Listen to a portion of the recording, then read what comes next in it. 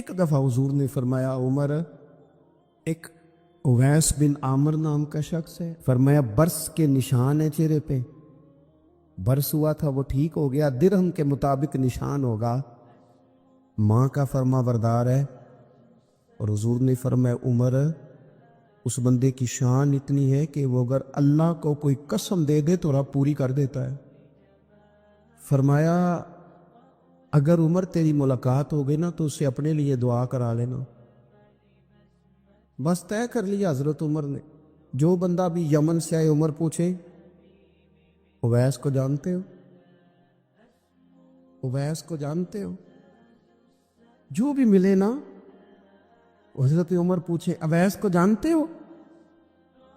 ایک وقت وہ آ گیا کہ حضرت اویس خود ہی آ گئے، حضرت عمر کی ملاقات ہو گئی۔ آپ ذرا دیکھنا نشانیاں بتا رہے، کہنے لگے آپ کا نام اویس بن عامر ہے، مراد کی شاخ سے ہیں، یہ چہرے پر نشان ہے، ماں کے فرما بردار ہے؟ کہا ہاں۔ کہنے لگے اٹھاؤ پھر ہاتھ میرے لیے دعا کرو۔ حضرت اویس بن عامر اویس کرنی رضی اللہ تعالیٰ عنہ کہنے لگے عمر میں آپ کے لیے دعا کروں؟ فرمایا کرو نا، اس لیے کہ مدینے والے حبیب نے کہا تھا دعا کرانا، حضور نے کرو نا دعا، ساری زندگی پوچھا اویس تو نہیں نام، پھر وہ مل گئے تو کہا دعا کرو، دعا کرائی۔ پھر حضرت فاروق اعظم رضی اللہ تعالیٰ عنہ حضرت اویس کرنی سے کہنے لگے آپ کہاں جانے کا ارادہ رکھتے ہیں؟ یہ سارا کچھ صحیح حدیث میں موجود ہے۔ تو حضرت اویس کرنی کہنے لگے میں کوفے جانے کا ارادہ رکھتا ہوں۔ کہا میں کوفے کے گورنر کے نام خط لکھ دوں کہ اویس آ رہا ہے؟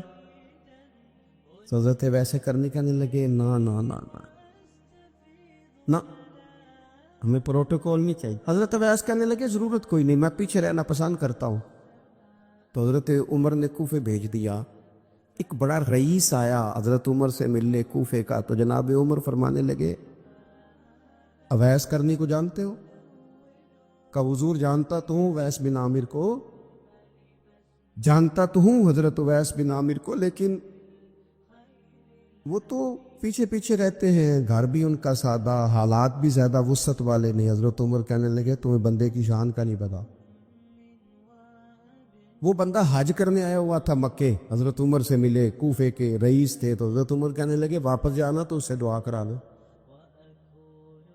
یہ رئیس واپس گئے، حضرت اویس سے ملاقات ہوئی رضی اللہ تعالیٰ عنہ، تو کہنے لگے میرے لیے دعا کریں۔ وہ کہنے لگے آپ حج کر کے آئے ہیں، آپ دعا کریں؟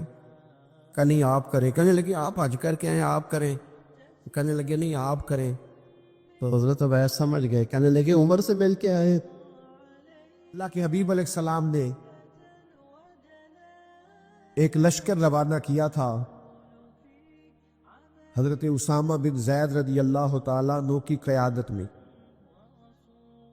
وہ لشکر ابھی تھوڑی دور ہی گیا تھا کہ اللہ کے حبیب علیہ السلام کا وصال ہوا۔ اب صحابہ اس بات پر جمع ہوئے اور جناب صدیق اکبر رضی اللہ تعالیٰ عنہ مسلمانوں کے خلیفہ مقرر ہوئے۔ اب حالات نے حضور کے وصال کے بعد ایک پلٹا کھایا، کچھ لوگ مرتد ہو گئے، کچھ زکوٰۃ کے انکاری ہو گئے، معروضی حالات میں انتشار پیدا ہو گیا۔ اب صحابہ کرام علیہم رضوان نے ایک رائے دی کہ ابھی یہ جو لشکر حضور نے روانہ کیا تھا نا، حالات کا تقاضا یہ ہے کہ اس لشکر کو بھی نہ بھیجا جائے، پہلے جو اندرونی اور معروضی معاملات ہیں ان کو دیکھ لیا جائے، پھر اس لشکر کو روانہ کریں گے۔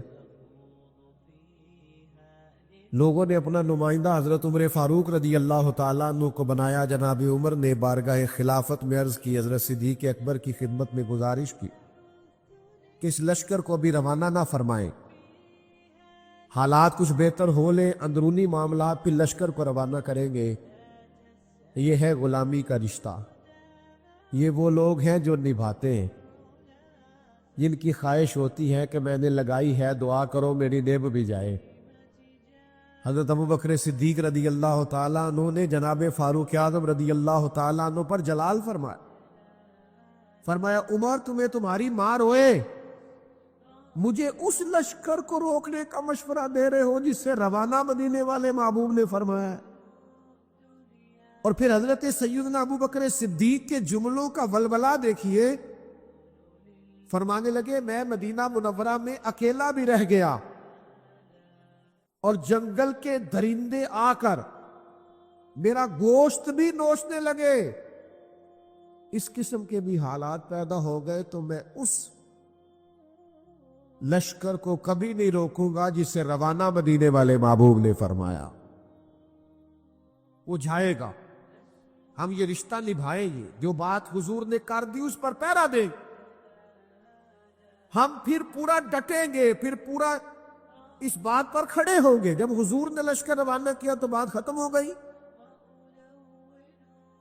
لوگوں نے کہا ٹھیک ہے، اگر آپ وہ لشکر بھیجنا چاہتے ہیں تو اس طرح کریں، امیر کسی اور کو بنا دیں، ایک نوجوان امیر ہے۔ فرمایا تمہارا بھلا ہو، جسے حضور نے امیر بنایا ہے وہی امیر رہے۔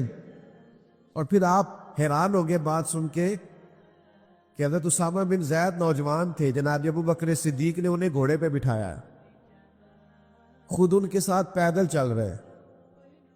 حضرت اسامہ بن زید کہنے لگے یا تو مجھے بھی نیچے اترنے دے یا آپ بھی گھوڑے پہ بیٹھے۔ فرمایا نہ تو نیچے اترے گا نہ میں گھوڑے پہ بیٹھوں گا، میں اس کے ساتھ ساتھ پیدل کیوں نہ چلوں جسے میری سرکار نے امیر بنایا۔ میرے حضور نے جو فرما دیا، جو سرکار نے فیصلہ کر دیا، سانو قید سجن دا کہنا ہے، وہ جنج رکھے ایسا اونج رہنا ہے۔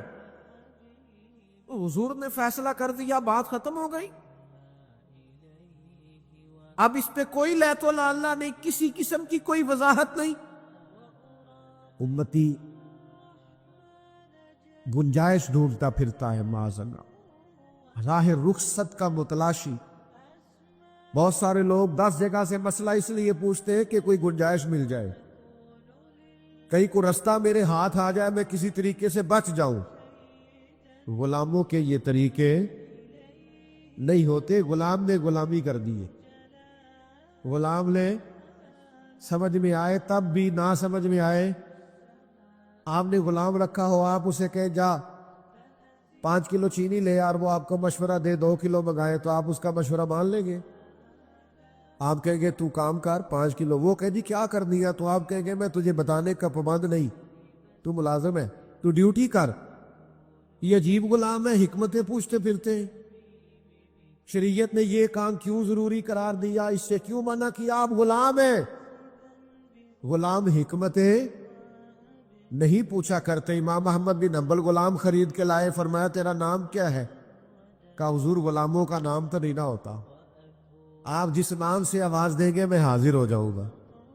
فرمایا کھائے گا کیا؟ کہنے لگا حضور غلاموں کے نخرے تو نہیں نہ ہوتے، ہم غلام جو ہوئے، غلام تو غلامی کرتے، نخرے تھوڑے کرتے۔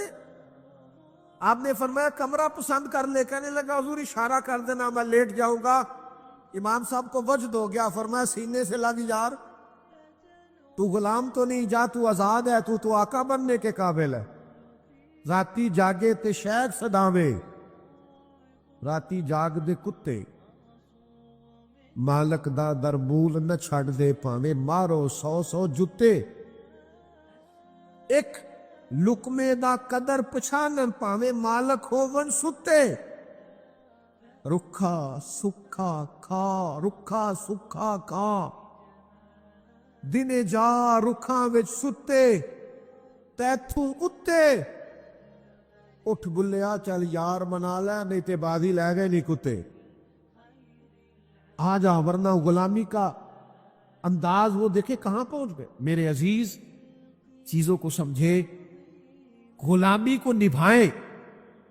حضرت ابو بکر صدیق حضرت اسامہ بن زید سے کہنے لگے چونکہ امیر لشکر آپ ہیں، اگر آپ پسند فرمائیں، مناسب سمجھے، اجازت دے تو حضرت عمر کو میرے پاس نہیں چھوڑ جاتے، میں نے ضروری مشورے کر دے۔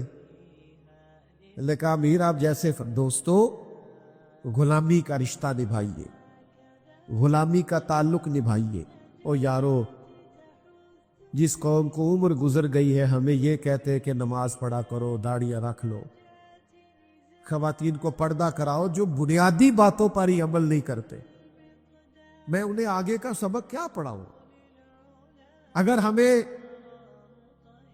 سوتوں کو جگانا پڑے تو بات سمجھ میں آتی ہے، لیکن اگر جاگتوں کو جگانا پڑے تو یہ کتنا تکلیف دہ معاملہ ہے۔ آپ اس پہلو پر ضرور غور فرمائیے کہ رشتہ غلامی نبھانا ہے۔ ہم نے کلمہ پڑھ کے اپنے محبوب سے غلامی کا عہد کیا ہے، ہمیں اس رشتہ غلامی کو مضبوط بھی کرنا ہے، نبھانا بھی، آگے بھی لے کے جانا ہے۔ اور اگر ہم اس رشتے کی حساسیت کو نہیں سمجھیں گے، اس پر غور نہیں کریں گے، اپنی ترجیحات یہ نہیں منائیں گے کہ ہمیں یہ رشتہ نبھانا ہے۔ ایک غلام تھا، اس کے آقا نے اس پر بڑا ظلم کیا، اس کی ناک کاٹ ڈالی، مسند امام احمد بن حنبل میں موجود ہے۔ وہ دروازہ رسول پہ آیا، رو کے عرض کی، حضور میرے ساتھ یہ ہوا ہے۔ حضور نے فرمایا جا تو آج سے آزاد ہے۔ اس نے عرض کی حضور میں آزاد تو ہو گیا ہوں، پر یہ معذوری بھی ہو گئی ہے، میرے خرچ کون اٹھائے گا، میری ضروریات کا کون خیال رکھے؟ تو نبی پاک علیہ السلام نے فرمایا اللہ اور اس کا رسول تیرے وارث بنے گے۔ پھر نہ حضور نے صحابہ کو تاکید کر دی، فرمایا اس کا خیال رکھنا، یہ پریشان نہ ہو۔ وہ حضرت صدیق اکبر کے دور میں آیا، آگے کہنے لگا آپ کو پتہ ہے نبی پاک نے میرے بارے میں کیا نصیحت فرمائی؟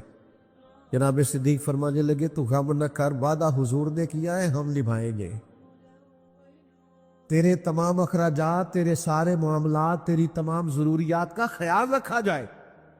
ہم غلام ہیں، ہم غلامی کریں گے، ہم اس رشتے کے تسلسل کو برقرار رکھیں، تجھے کوئی تکلیف نہیں آئے گی، ہم غلام ہیں نا، اس رشتے کو نبھائیں گے۔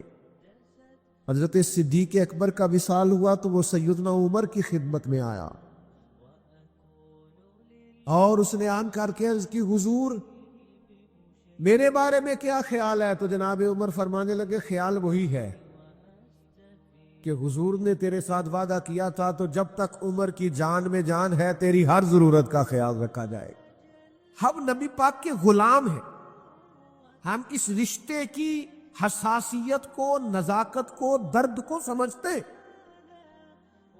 ہم اس پر پوری توجہ دیں گے، ہم اس غلامی کو نبھائیں گے۔ ایک غلام ہے، وہ ناک کٹی ہوئی ہے، اس نے حضرت عمر سے کہا میرا مصر میں رہنے کو دل کرتا ہے، فرمایا جہاں تیرا دل کرے گا وہاں رہائش مل جائے۔ ہم نے وہ عہد اور پیمان نبھانا ہے جو کریم نے فرمایا۔ حضرت عمر نے مصر کے گورنر کو لکھا اس کے لیے گھر بھی تعمیر کر دو، اس کی ضروریات کا بھی خیال رکھو، اسے کوئی تکلیف نہیں آنی چاہیے، چونکہ وعدہ مدینے والے محبوب نے فرمایا۔ جب تک ہم اپنے ذہن کو، اپنی فکروں کو، اپنی طبیعت کو پورے طور پر مائل نہیں کرتے کہ ہم نے وہ خاص تسلسل جو نبی پاک علیہ الصلوۃ والسلام کے تبلیغ دین کا ہمارے اسلاف نے سنبھالا تھا، وہ ہم نے سنبھالنا ہے، ہم نے وہ غلامی کرنی ہے۔ اور پھر میری تبلیغ ہی ضروری نہیں، آپ دین پر ڈٹ کے عمل بھی کریں نا، تو اس سے بھی رشتہ غلامی مضبوط ہوتا ہے۔ امام جعفر صادق رضی اللہ تعالیٰ عنہ سے ایک شخص نے پوچھا تھا میں دین کی تبلیغ کرنا چاہتا ہوں تو کیا کروں؟ تو آپ نے فرمایا کوئی مشکل کام نہیں، تو دین پہ عمل کرنا شروع کر دیں، دین کی تبلیغ ہونی شروع ہو جائے گی۔ عمل کریں آپ دین پر، سنت پر، شریعت پر، احکامات نبوی صلی اللہ تعالی علیہ وسلم پر عمل کریں، آپ محسوس کریں گے کہ تبلیغ ہونے لگی، اشاعت دین ہونے لگی۔ لیکن جب تک آپ عمل ہی نہیں کرتے، لیت و لالا کرتے ہیں، بہانے بازی کرتے، باقی ہر چیز کا خیال ہے، یہ جو غفلت ہے نا، غفلت یہ بڑی نقصان دہ چیز ہے، یہ انسان سے تعلق رکھنے والی ہر چیز کا برا حال کر دیتی ہے۔ ہم نہ تو اب کمزور ہیں، نہ ان پڑھ ہیں، نہ چھوٹے ہیں، نہ جدید دور کے تقاضوں سے ہم نا آشنا ہیں۔ کسی شخص سے بھی آپ گفتگو کریں گے تو اللہ کے فضل سے وہ ڈھیر ساری چیزوں کا ادراک رکھتا ہے، سمجھ رکھتا ہے، شعور رکھتا ہے۔ وہ آپ کے ساتھ جب گفتگو کرتا ہے تو محسوس ہوتا ہے کہ وہ ساری چیزوں کو سمجھ رہا ہے، خطرات سے بھی آگاہ ہے، خوشخبریوں سے بھی آگاہ ہے، آنے والے وقت میں کون سی چیزیں نقصان کا باعث بن رہی ہیں اور کون سے پھول خوشبو دینے جا رہے ہیں، وہ سب چیزوں کو جانتا ہے۔ لیکن اس کے باوجود جو اتنی زیادہ کمزوری امت میں آ گئی ہے، اس قدر زیادہ ٹوٹ پھوٹ کا جو ہم شکار ہیں، تو زیادہ تر مسئلہ ہماری لاپرواہیوں کا ہے۔ ہم غفلتوں کا شکار ہیں۔ غفلت ایک خوفناک چیز کا نام ہے، یعنی جو بندہ پرواہ نہیں کرتا، توجہ نہیں دیتا، خیال نہیں کرتا اپنی ذمہ داریوں کا، وہ شخص فساد کا باعث بنتا ہے، وہ نقصان کرتا ہے، وہ اذیت ناک حد تک چیزوں کو لے جاتا ہے۔ آپ کو بہرحال پرواہ کرنی پڑتی ہے۔ یہ جس دور میں میں اور آپ ہیں نا، یہ لہو و لعب کا دور ہے، کھیل تماشے کا۔ کھیل تماشا ہمیشہ انسان کو لاپرواہ کر دیتا ہے۔ آپ دیکھ لیں، کل تک کھیل تماشا کسی گراؤنڈ میں جا کر کسی آلے کے ساتھ کھیلا جاتا تھا، وقت نکال کے لوگ جاتے تھے، کچھ دیر کے لیے ان کا ذہن تقسیم ہوتا تھا، گھر لوٹتے تھے، اپنی ڈیوٹی کرتے تھے۔ اب کھیل تماشے ہماری جیبوں میں آ گئے۔ چھوٹا آدمی، بڑا آدمی، اس سے بڑا آدمی، وہ سب اس کھیل تماشے میں مبتلا ہیں، اور وہ مذاق کی کیفیت اتنی دور چلی گئی ہے، میں بڑی معذرت کے ساتھ یہ بات عرض کرنے لگا ہوں کہ بعض اوقات بڑے بھی اس چیز کا شکار ہو کر اس طرح کی بات کرتے ہیں کہ چھوٹے ادھر ادھر دیکھ رہے ہوتے ہیں کہ کیا اس کو یہ بات کرنی چاہیے تھی، لیکن چونکہ ساری رات ساری صبح لگ ہی اس کھیل تماشے میں گئی ہے، لہو و لعب میں گئی ہے، مزاج بن گیا ہے، قوم سنجیدہ نہیں رہی۔ آپ کسی شخص سے بھی بات کر رہے ہوتے ہیں تو وہ چاہتا ہے کہ کچھ دیر میں گپ شپ کروں، کھیل تماشا کروں، شغل مغل کروں، میں گزر جاؤں۔ سنجیدگی فکر، مزاج کا ٹھہراؤ۔ اور درویشوں نے تو شکوہ کیا ہے کہ عمر بیت گئی، لوگوں کی عمر بیت گئی، ہڈیاں کمبن، گوڈے کھڑکن، اڑ گیا لک تیرا، اجے بھی گناہ تو باز نام میں، واہ واہ مرد دلیرا۔ میاں صاحب کہنے لگے یہاں تک تو پہنچ گیا ہے کہ ہڈیاں کمبن اور تیرے گوڈے کھڑکن تے اڑ گیا لک تیرا، اجے بھی گناہ تو باز نہ میں، او واہ واہ مرد دلیرا۔ وہ تو اتنا دلیر ہو گیا ہے کہ جب تجھے چاہیے تھا کہ اب ہی تیرے ہاتھ میں استغفار کی تسبیح آتی، اب ہی تجھے سجدے کا ذوق ہوتا۔ ہم اتنے زیادہ غفلت کا شکار ہیں، آپ یقین کریں۔ دیکھو، معافی ہوتی ہے عذر کی، معافی ہوتی ہے معذوری کی، غفلتوں کی معافی۔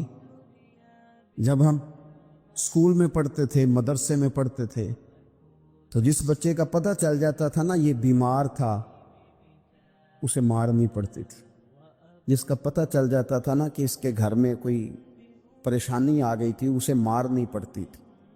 غصہ دلانے والی بات یہ ہوتی تھی کہ گھر والے کہتے تھے کہ ہم نے تو بھیجا تھا، صبح تیار کر کے بیگ دے کے اس کو روانہ کیا تھا، اور جب پتہ چلتا تھا نا کہ یہ آیا نہیں، وہاں بیٹھ کر وقت گزارا، وہاں بیٹھ کر وقت گزارا۔ اب یہ وہ مسئلہ تھا کہ استاد اس پر یوں ہوتا تھا کہ جس طرح وہ پورے جلال میں آ گئے۔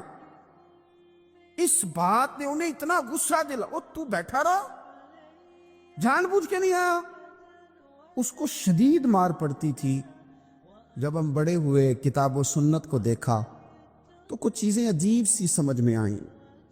سیاستہ میں حدیث موجود ہے کہ صحابہ کرام علیہم رضوان فرماتے کہ ایک جنگ کا موقع تھا، تو وہ رستے بڑے سخت تھے، دشوار گزار گھاٹیاں تھیں، بڑی مشکل سے ہم نے وہ راہیں طے کی۔ ہمیں لگا کہ اس جہاد پر ہمیں بہت اجر ملے گا، اور پھر ہمارے دلوں میں یہ بھی خیال آتا تھا کہ فلاں فلاں فلاں فلاں تو صحابی آئے نہیں، وہ تو گھر میں رہے۔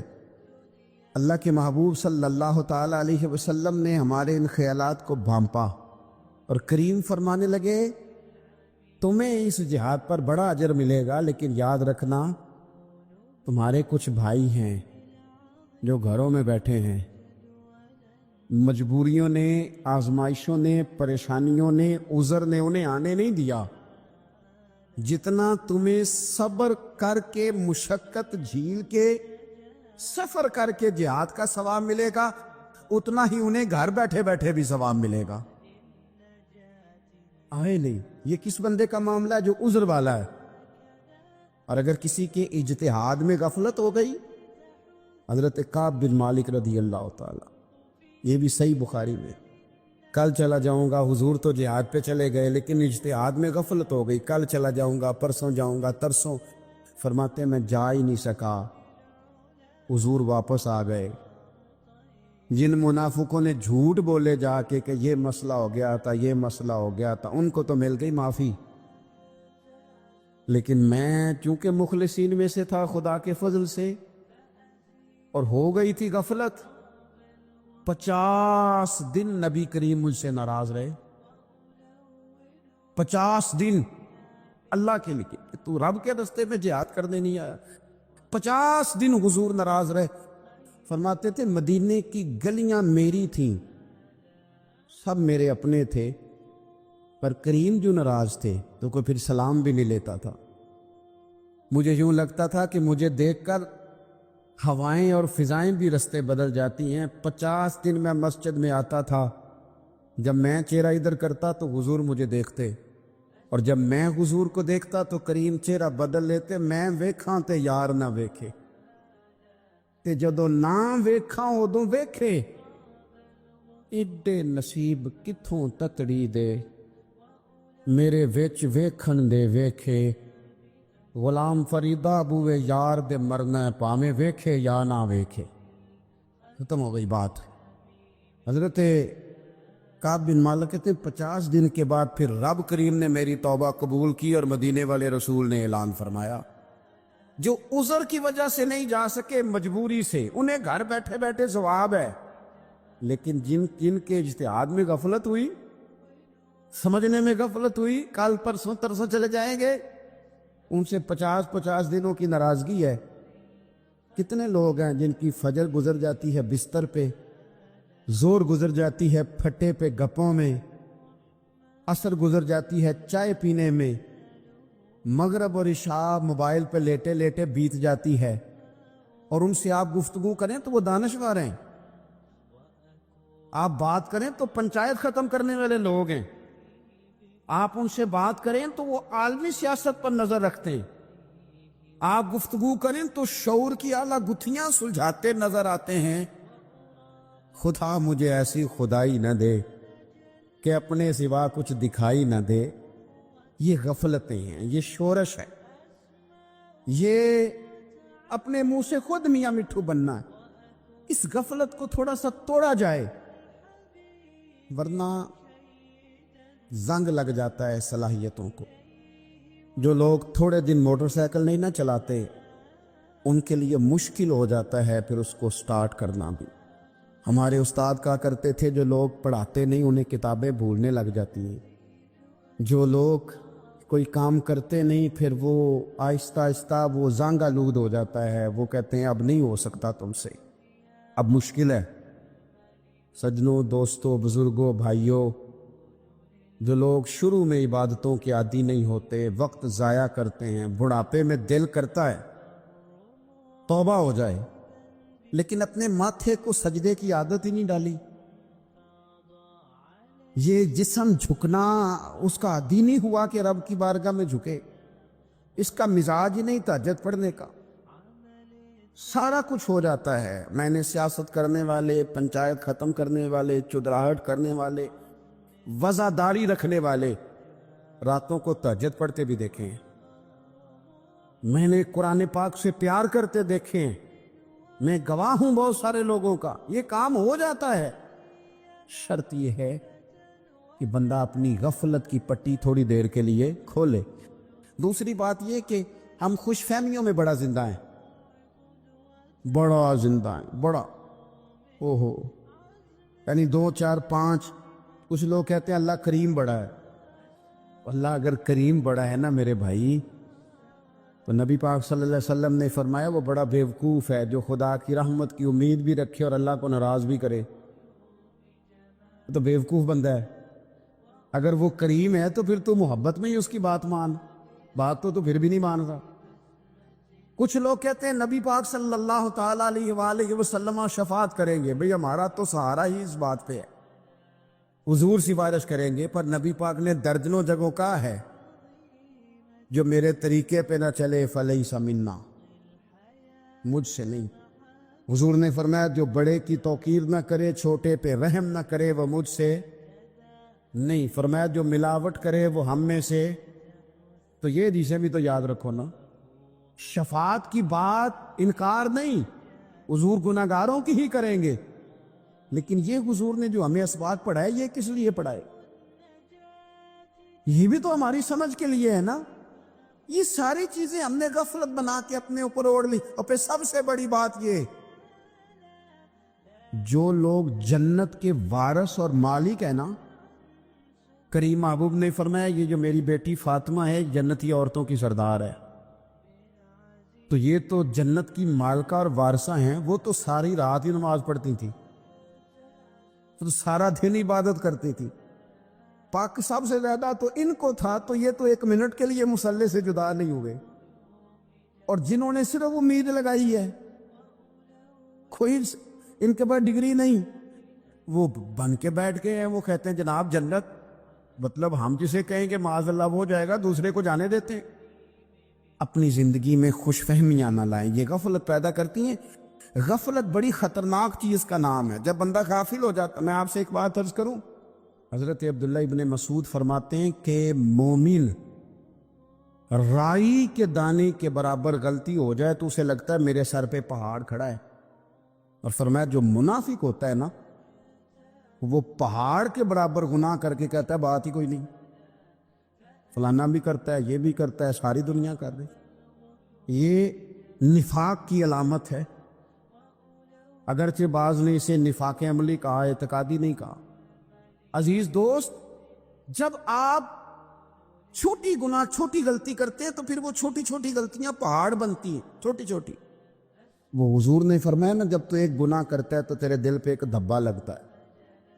نہ توبہ کرے تو دوسرا لگتا ہے، نہ کرے تو تیسرا، پھر دل کالا سیاہ ہو جاتا ہے. چھوٹی چھوٹی غفلتیں بڑی غفلتوں کو جنم دیتی ہیں. چھوٹی چھوٹی کمزوریاں بڑی کمزوریوں کو لے کے آتی ہیں. اسی طرح بخاری مسلم میں حدیث ہے، نبی پاک صلی اللہ تعالی علیہ وسلم نے فرمایا کچھ لوگ کھلم کھلا گناہ کریں گے قیامت کے قریب. اعلانیہ، یا رسول اللہ صلی اللہ علیہ وسلم وہ کس طرح؟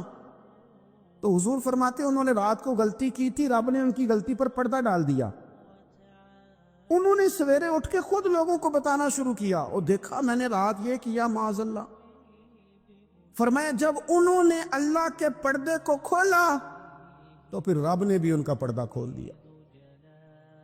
او میرے دوستو بتاؤ نا، جس کے رب پردے کھول دے پھر کون ہے جو اس کی پردہ داری کرے؟ کون ہے جو پردہ پوشی کرے؟ حضور فرماتے اس نے کھلم کھلا گناہ، فخر سے بتاتے ہیں لوگ یہ کرتا. میں بڑے ادب سے عرض کروں گا بزرگوں کی خدمت میں، جو بڑی عمر کے ہیں، جن کی اب اولادیں ہیں، اگر ان کی زندگی میں کچھ ایسی کمزوریاں ہیں تو بچوں کو سمجھانے کے لیے بھی اس کو ڈسکس نہ کریں. ہم یہ کرتے تھے، ہم یہ کرتے تھے، اس کا کوئی فائدہ نہیں، یہ ہم کر کے دیکھا ہے سارا کچھ. نہ نہ نہ نہ. جس طرح گناہ ہے، اس طرح گناہ کا اظہار بھی گناہ ہے. آپ ڈبل جرم کر رہے ہیں، آپ دلیر کر رہے ہیں سامنے والے کو کہ تو بھی کر خیر ہے. بلکہ ایک نوجوان مجھے ایک دفعہ کہنے لگا جی ابا جی کہتے ہیں میں نے 35 سال یہ کام کیا ہے، یہ سب غلط ہے. تو میں نے ابا جی سے کہا چلو 15 کو سال مجھے بھی کر لینے دو، پھر میں بھی توبہ کر لوں گا. یہ ہم لوگوں کو دعوت دے رہے ہیں کہ غلط کام کرو. قرآن مجید کو آپ دیکھیں گے نا، سورہ یاسین کے اندر یہ بھلا کفر کیوں ہوتا تھا، منافقت کیسے پیدا ہوتی تھی، بت پرستی کیسے عام ہوتی تھی، دنیا کے اندر ستارہ پرست، سورج پرست، چاند کی پوجا کرنے والے یہ لوگ کیسے پیدا ہوتے تھے؟ غفلت کی وجہ سے. جیسے جیسے یہ اللہ کی بارگاہ سے دور ہوتے جاتے، یہ مختلف قسم کی عبادتوں میں، شرک میں، کفر میں مبتلا ہوتے جاتے۔ قرآن مجید سورہ یاسین کے اندر ارشاد فرماتا ہے کہ اللہ تبارک و تعالیٰ نے قرآن مجید کو اس لیے اتارا ہے لِتُنذِرَ قَوْمًا مَا أُنذِرَ آبَاؤُهُمْ، تاکہ آپ ان لوگوں کو ڈرائیں جن کے باپ دادا کو نہیں ڈرایا گیا، اور نتیجہ کیا ہوا؟ فَهُمْ غَافِلُونَ، وہ لوگ غفلت میں چلے گئے، ڈرایا نہیں گیا، سمجھایا نہیں گیا، کسی نے سبق نہیں پڑھایا۔ تو میں آپ سب سے گزارش کروں گا کہ خیر کی بات بتاتے رہیں، خیر کی بات کہتے رہیں۔ خیر کی بات جو ہوتی ہے یہ فائدہ کرتی ہے ہمیشہ، تو غفلتیں اپنی دور کرنی چاہیے۔ دوسرا یہ ہوتا ہے، ایک تو انسان جب وہ دور ہو جاتا ہے چھوٹے چھوٹے گناہ کر کے تو غفلت آتی ہے۔ دوسرا قرآن پاک نے ایک اور مقام پر اس کا ذکر فرمایا ہے، وہ اس طرح فرمایا ہے کہ جو انسان کی پیاری چیزیں ہیں نا، بعض اوقات جن سے وہ لگاؤ پیدا کر لیتا ہے، جن سے محبت اس کی بڑھ جاتی ہے، وہ چیزیں بھی غفلت پیدا کرتی ہیں۔ ان میں دو چیزوں کا تو قرآن پاک نے نام لے کے ذکر کیا ہے، ویسے وہ ڈھیر ساری چیزیں ہیں، ایک دو تین نہیں۔ سیاست بھی بندے کو غافل کرتی ہے، دوستوں کی کثرت بھی بندے کو غافل کرتی ہے، کھیل تماشا بھی غافل کرتا ہے، پیسے زیادہ آنے لگ جائیں تو وہ بھی بندے کو غافل کرتے ہیں، تعریف کرنے والے زیادہ ہو جائیں تو وہ بھی غفلت میں مبتلا کر دیتے ہیں۔ بندہ کسی کرسی پہ بیٹھ جائے تو پھر بھی ادھر ادھر دیکھنے کو تیار نہیں ہوتا۔ یہ ساری چیزیں غافل کرتی ہیں، لیکن دو چیزوں کا نام لیا قرآن پاک نے، فرمایا یا ایھا الذین آمنوا لا تلھکم اموالکم ولا اولادکم عن ذکر اللہ، فرمایا اے ایمان والو کہیں ایسا نہ ہو کہ تمہاری اولاد اور تمہارا مال تمہیں اللہ کی یاد سے غافل کر دے۔ مال اور اولاد، بیوی کو، اولاد کو ایک مقام پہ قرآن پاک نے دشمن بھی کہا ہے۔ کب؟ جب یہ تمہیں کہیں کہ حرام کما کے لاؤ، جب یہ تمہیں کہیں کہ ہمیں جس طرح کا مرضی مال دو، جب یہ تمہیں کہیں ناجائز کرو، یہ دشمنی کر رہے ہیں تمہارے ساتھ۔ یہ مال اور اولاد یہ بندے کو غافل کر دیتے ہیں۔ کاروبار کرنا، مال کمانا، بچے پالنا، یہ ایک جزء ہے زندگی کا، یہ کل زندگی نہیں۔ کل زندگی تو یہ ہے کہ آپ نے دین کے لیے کیا کیا، ملت کے لیے کیا کیا، ملک کے لیے کیا کیا، غریب کے لیے کیا کیا۔ کبھی کسی بندے نے جھونپڑیوں والوں سے پوچھا ہے کہ بارشوں میں تمہارا کیا حال ہوتا ہے؟ وہ کچی آبادیاں جہاں سے گزر کے ہم اپنے بچوں کو دکھاتے ہیں کہ یہ دیکھو یہ پرانے مکان سارے اسی طرح کے ہوتے تھے، کبھی ان لوگوں سے آپ نے پوچھا ہے جو ساری رات چھتوں کے نیچے بالٹیاں رکھ کے وقت گزارتے ہیں کہ چھت ٹپکتی ہے؟ ان سے پوچھا ہے کہ رات بچے سو پائے تھے کہ نہیں؟ اچھا جی بارش ہو رہی ہے تو پھر ہم نے کیا کرنا تھا؟ ہم نے گھر والوں کو پکوڑوں کا آرڈر دینا تھا، وہ وقت پہ دیا۔ ہم نے کہا تھا کوکنگ آج اپنی۔ یہ کب ہوتا ہے؟ جب قومیں غافل ہو جاتی ہیں مال میں، مزوں میں، اپنی ذاتی زندگی کے پیچ و تاب میں، پھر وہ اتر کر دائیں بائیں دیکھنا پسند نہیں کرتی۔ اللہ فرماتے ہیں مال اور اولاد کہیں تمہیں اللہ سے غافل نہ کر دے، کہیں ایسا نہ کر بیٹھنا کہ تم اس میں الجھ جاؤ پوری طرح اور تمہیں صرف اور صرف اپنے بچے یاد رہ جائیں۔ تجارت کرنی چاہیے، لیکن ہم تجارت نہیں کرتے، بانی تاجر جاتے ہیں، ہر چیز کو تجارت کی نظر سے دیکھتے ہیں۔ ڈاکٹر آپ بنے لیکن زندگی ساری ہی آپ ڈاکٹر بن کے نہ گزاریں، آپ کے کچھ اور تعلقات بھی ہیں، کچھ اور رشتے بھی، ان پر بھی تھوڑا غور کر لیں۔ غفلتیں تیزی سے آتی ہیں اور وہ آ کر کے ہمارے اوپر حاوی ہو جاتی ہیں۔ جو پرانے لوگ تھے نا، غافل نہیں ہوتے تھے، بڑے بڑے لوگ اپنے آپ کو کنٹرول کرتے تھے، دیکھتے تھے کہ یہاں کچھ چیز مجھ پہ حملہ آور تو نہیں ہو رہی، فلانی چیز کہیں میرے اوپر زیادہ قبضہ تو نہیں کر رہی۔ وہ پھر ان چیزوں سے اپنے آپ کو بچاتے تھے۔ نفسانی خواہشات کا غلبہ یا دوستوں کی تعریفیں یا ادھر ادھر کی چیزیں، وہ اپنے آپ کو تیزی سے اس سے بچاتے۔ اس رستے سے اجتناب کرو جو رستہ غفلت لاتا ہے، جو رستہ تکلیف میں مبتلا کرتا ہے۔ جو دم غافل سو دم کافر، سانو تے مرشد ہوئی پڑھایا ہو، ہمیں تو یہ سبق دیا گیا۔ مجھے کہہ لینے دیں، ہم میں سے ڈھیر سارے لوگ ہیں، پلٹ کر اپنی زندگی دیکھیں، اپنے آپ پر غور کریں، تو ہم اتنے قابل تھے کہ شاید ہمیں کوئی اپنے دروازے پر چوکیدار بھی نہ رکھتا، لیکن جب اس نے نواز دیا تو ہمارے لہجے ہی بدل گئے، ہمارا انداز ہی کچھ اور ہو گیا، شاید کوئی ہم سے سلام بھی نہ لیتا، لیکن جب اللہ نے نواز دیا تو لفظ اور جملوں کے اندر پھر ہمارے وہ رنگ آ گیا جو نہیں ہونا چاہیے۔ کیوں؟ کہ مال آیا تو غفلت لایا۔ حضرت عمر فاروق کے زمانے میں جب مال آتا تھا تو وہ رویا کرتے تھے، فرماتے تھے یہاں جی آتا ہے وہاں غفلت بھی آتی۔ اپنی زندگی سے غفلت کا پردہ اٹھائیں۔ تو عبداللہ ابن مسعود رضی اللہ تعالیٰ عنہ فرماتے ہیں بعض ریاکار مر کے بھی ریاکاری نہیں چھوڑتے۔ حضور مر کے ریاکاری نہیں چھوڑتے، مرنے کے بعد کیسی ہوگی؟ فرماتے ہیں ان کی خواہش ہوتی ہے جنازے بڑے ہونے چاہیے، لوگوں کو پتہ لگ جائے فلانا گیا، مرنے کے بعد بھی تو دکھاوا کر رہا۔ حضرت ابو ذر غفاری رضی اللہ تعالیٰ عنہ کا جنازہ چند لوگوں نے پڑھا ہے، 4-5 لوگوں، اور حضور کے محبوب ترین صحابی ہے۔ بڑا جنازہ بھی بڑی بات ہے، اللہ تعالیٰ توفیق دے تو اچھے لوگوں کے بڑے جنازے، لیکن کسی کا جنازہ چھوٹا بھی ہو جائے تو مطلب یہ نہیں کہ بندہ ٹھیک نہیں تھا۔ بات کی سمجھ آ رہی ہے؟ تو میرے عزیز، اصال ثواب کریں تو اللہ کی رضا کے محض پتہ ہوتا ہے محلے میں غریب کون ہے، اپنے والد اور والدہ کے نام پر غریب کو دے دیں، کسی مقروض کی مدد کریں، اس بیچارے کی جان چھوٹ جائے، آپ کوئی گلی ٹھیک کرا دیں جہاں سے لوگوں کا گزرنا آسان ہو، آپ کچھ ایسا نظام کر دیں جس سے لوگوں کے لیے آسانیاں پیدا ہو جائیں، لیکن آپ محض وہی کام کریں گے جس سے دکھاوا ہوگا، تو کیا امید کرتے ہیں اس پر اجر کی؟ تو اصال ثواب دیکھیں قوم کو ضرورت کیا ہے، وہ والا اصال ثواب کریں۔ حضرت سعد رضی اللہ تعالیٰ عنہ نے جب آن کر کے عرض کیا تھا کہ یا رسول اللہ صلی اللہ تعالیٰ علیہ وسلم، میری والدہ کا انتقال ہو گیا ہے تو میں ان کے لیے کیا کروں؟ تو محبوب نے فرمایا کہ فلاں جگہ پانی کی قلت ہے تو وہاں کنواں کھدوا دے۔ معنی کیا ہے کہ اس پانی پینے سے اللہ تبارک و تعالیٰ تیری ماں کو اس کا اجر عطا فرمائے گا۔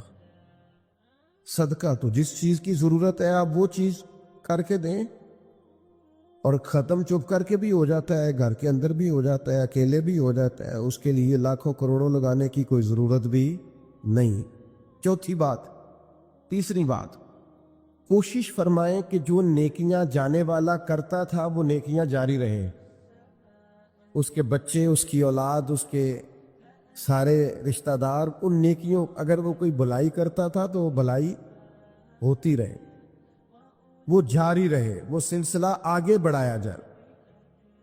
ہم یہ کرتے ہیں کہ ہم خیر کے کاموں کو جاری نہیں رکھتے، بلکہ والد کے جانے کے بعد تو بچے بڑے سیانے ہوتے ہیں، وہ کہتے ہیں ابا جی کو تو بس وہ فلانا غریب بھی لوٹ کے لے جاتا تھا، فلانا بھی اپنی مجبوری سنا کے، تو ہم تو سیانے ہیں۔ او خدا کے بندے، حضور علیہ السلام نے فرمایا تمہیں جو روزی دی جاتی ہے وہ تمہارے کمزوروں کی وجہ سے دی جاتی ہے، وہ جو ضعیف کمزور لوگ تمہارے دسترخوان سے کھا جاتے ہیں ان کے سبب سے اللہ تعالیٰ تمہیں عطا کرتا ہے۔ تو اس لیے یہ تو کوئی طریقہ نہیں ہے کہ آپ کے بزرگ خیر کا کام کرتے تھے آپ نے چھوڑ دیا، تو آپ ایک کام یہ کریں کہ ان کی نیکیاں جاری رکھیں۔ اور چوتھی بات یہ کہ ان کے لیے دعا کریں۔ دعا ہمیں حضرت ابراہیم نے سکھائی ہے، سورہ ابراہیم میں موجود ہے، ربنا اغفر لی ولوالدی، یا اللہ مجھے بھی بخش دے اور میرے ماں باپ کو بھی، وللمؤمنین یوم یقوم الحساب، اور جس دن تو حساب لے اس دن سارے مومنوں کی بخشش فرما دے۔ ایک شخص نے نا حضور علیہ السلام کے سامنے دعا مانگی، اللہ مجھ پہ رحم فرما اور اپنے نبی پہ رحم فرما۔ حضور فرمانے لگے تو نے اللہ کی رحمت کو محدود کیوں کر دیا ہے؟ تو کیا سارے مومنوں پہ رحم فرما، سب پہ رحم فرما۔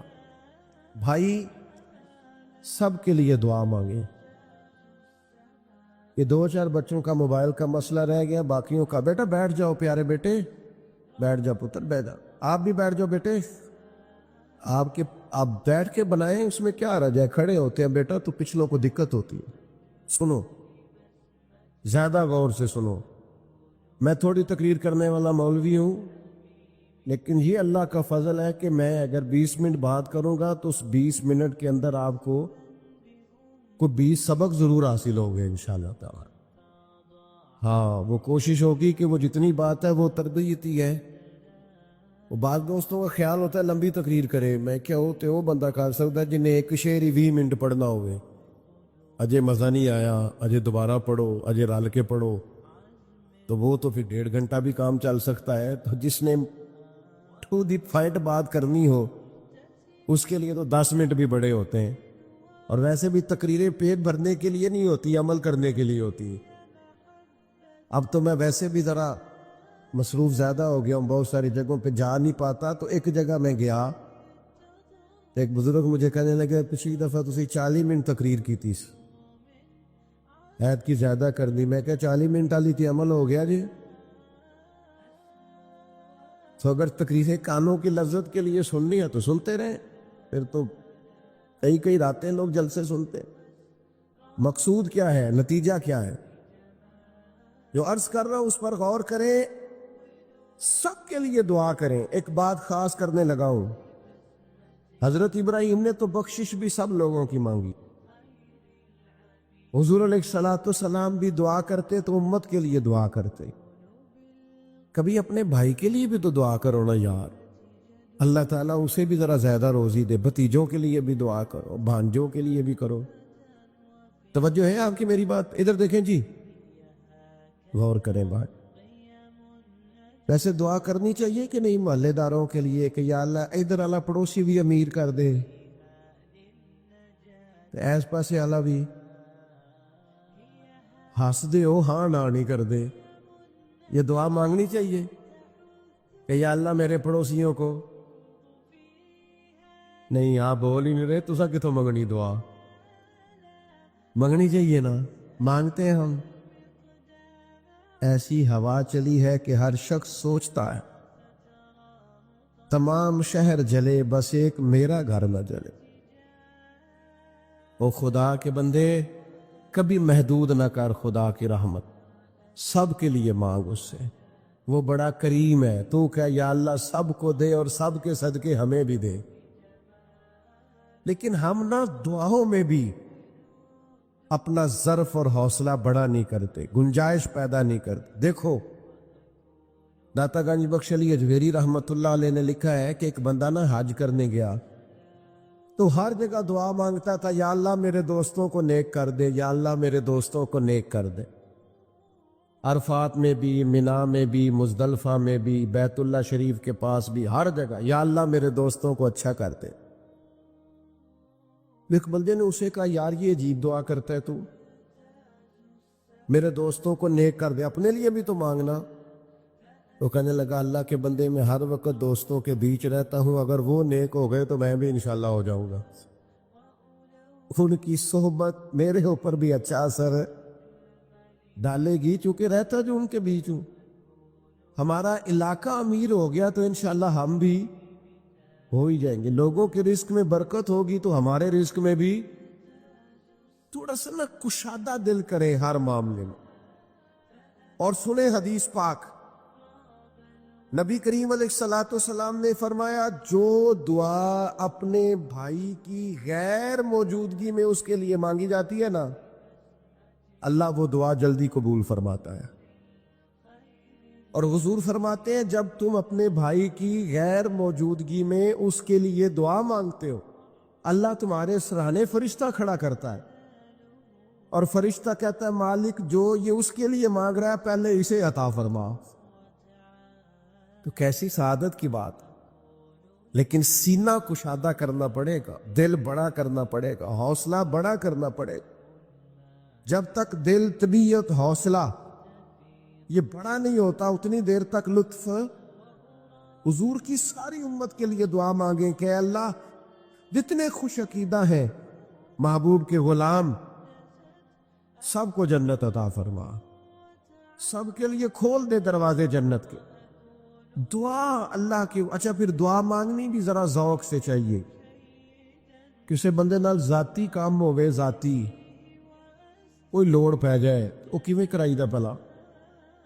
جی تو پتہ ہے سارے گل دا۔ السلام علیکم جناب، کہندا وعلیکم السلام، کتھے ہو جی؟ میں تے دور ہاں کدھرے، تسی حکم کرو۔ کہندا نہیں ٹیلی فون والی گل ہی نہیں، مینوں مل کدھرے؟ اور رات کو کسی وقت کہتا میں 2 بجے آؤں گا، میں جاننا یار مجبوری بڑی ہے، تو پاویں 3 بجے آ، مینوں مل کے سوویں۔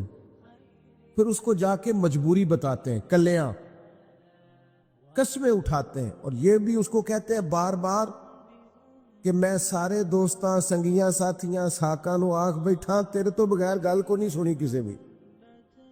پورا قائل کرتے ہیں اس کو، پورا مجبور کر دیتے ہیں مدد کرے۔ کرتے ہیں کہ نہیں ایسا؟ لوگ کرتے ہیں نا۔ وہ تمہیں پتہ ہے بندہ کیسے مانتا ہے، منا لیتے ہو تو سیکھ جاؤ نا رب کیسے مانتا ہے۔ کبھی بیٹھو نا اکیلے مصلی بچھا کے اور کہو نا اس سے کہ مالک تیرے سوا کدھر جائے؟ کس سے کہیں؟ کس کی بارگاہ میں عرض کریں؟ کون ہے جس کے حضور جائیں؟ وہ ایک بزرگ تھے تو ان کی بڑے درد سے دعا مانگتے تھے، تو کسی نے کہا کہ آپ نے دعا مانگنے کا طریقہ کس سے سیکھا؟ کہنے لگے اپنی بیوی سے۔ میں بیوی سے کیسے سیکھا؟ تو وہ کہنے لگے میری بیوی کو کوئی کام تھا گھر کا، کوئی خرچہ اس نے مجھے بتایا، تو میں نے اسے کہا ابھی میرے پاس پیسے کوئی نہیں، آتے ہیں کہیں سے تو دیتا ہوں، کرا دیں گے۔ عورتوں کی عادت ہوتی ہے 2-4 دن کے بعد پھر یاد کرایا کہ وہ کام گھر کا ہونے والا ہے، پیدا کیا ہے، بتا تیری بارگاہ میں عرض نہ کروں تو پھر میں کس سے کروں؟ بندے تو بات سنتے ہیں تو پھر وہ پردے کھول دیتے ہیں، دیتے کچھ نہیں اور لوگوں کو سناتے ہیں فلانا آیا جی پیسے پہ منگدا ہے۔ ایک سنگی سی ایک دفعہ تے انہیں پائی دا تگڑا چنگا، دور کسی سنگی کو لونے کو مدد لئی تھوڑی۔ میں نے کہا یار تیرا بھائی ٹھیک ٹھاک ہے؟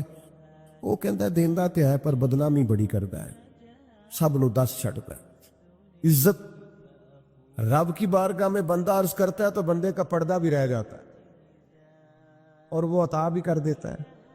میرے دوستو دعائیں شوق سے مانگو، دعائیں درد سے مانگو۔ وہ اکبر الہٰبادی نے کہا تھا مصیبت میں بھی اب یاد خدا ہم کو نہیں آتی، دعا منہ سے نہ نکلی جیبوں سے عرضیاں ہی نکلی۔ دفتروں میں درخواستیں جمع کرانے کے لیے بڑا وقت ہے، اس کی بارگاہ میں کیوں نہیں بیٹھتے؟ اس کے حضور حاضر کیوں نہیں ہوتے جو پردہ پوشی کرے، اپنے بندوں کو نوازے؟ اور 10 منٹ نکال کے اس کی بارگاہ میں آ تو صحیح۔ حضور فرماتے ہیں رب کہتا ہے میرا بندہ جب میری بارگاہ میں ہاتھ اٹھاتا ہے مجھے حیا آتی ہے، میں خالی واپس کیسے کر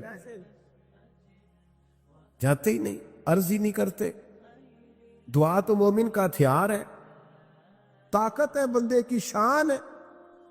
ہر دکھ سکھ رب رسول کی بارگاہ میں کہے، طاقتور ہو جائے، اور پھر دعا ذوق سے کرے، شوق سے۔ میں چھوٹا سا آدمی ہوں، صبح مسجدوں میں نا قاری صاحب کے پاس، حافظ صاحب کے پاس بچے سبق پڑھنے آتے ہیں، الف با تا سا۔ میری طرح کا سب سے چھوٹا مولوی بھی سبق پڑھا رہا ہو نا، تو بچہ سبق پڑھاتے ادھر ادھر دیکھے تو قاری صاحب تھپڑ مارتے، کہتے ادھر تک کوئی سبق میرے سے پڑھ رہا، دیکھ ادھر رہا ہے۔ اور بات بھی ٹھیک ہے کہ وہ بچہ کیسے پڑھے گا جس کا دھیان ہی نہیں، لفظوں کی پہچان ہی نہیں ہوگی۔ ڈانٹتے ہیں استاد ادھر توجہ کر۔ عجیب لوگوں نے رب سے دعا مانگ رہے ہیں، دھیان کسی اور طرف ہے، دل کسی اور طرف ہے، ذوق کسی اور طرف، توجہ ہی کوئی نہیں۔ مانگ اللہ سے رہے۔ بارگاہ کتنی بڑی ہے، اور رٹی رٹائی دعائیں چل رہی ہیں، دعاؤں میں باتیں ہو رہی ہیں۔ ان تے بندے دعا دے ٹائم بھی موبائل نہیں بند کر دے، وہ بھی ویڈیو چاہیے انہوں نے، اللہ سے مانگ رہے ہیں۔ اس وقت بھی توجہ، حضرت موسیٰ علیہ السلام نے عرض کی رب کی بارگاہ میں کہ میری قوم عرض کرتی ہے مالک تو ہماری دعائیں قبول نہیں فرماتا۔ اللہ کریم نے فرمایا کلیم ان کے لفظ میرے ساتھ ہوتے ہیں، دل نہیں میرے ساتھ ہوتے۔ جملے رٹے رٹائے بولنا اور دل پتہ نہیں کہاں گردش کر رہا ہے۔ بات جو دل سے نکلتی ہے اثر رکھتی، پر نہیں طاقت پرواز مگر رکھتی۔ اب جو ہم جانے والوں کے لیے دعائیں کریں گے، گزر جائے، اس میں تو ہمیں چاہیے آپ پیر صاحب سے دعا ضرور کرائیں، علامہ صاحب سے ضرور دعا کرائیں، لیکن جس ذوق سے پتر نے دعا مانگنی ہے نا والد کے لیے، وہ دوسرا کوئی نہیں مانگ سکتا۔ جو بیٹی نے دعا مانگنی ہے نا درد سے، وہ دوسرا کوئی۔ آپ خود دعا مانگیں، خود ختم شریف پڑھیں، خود تلاوت کریں۔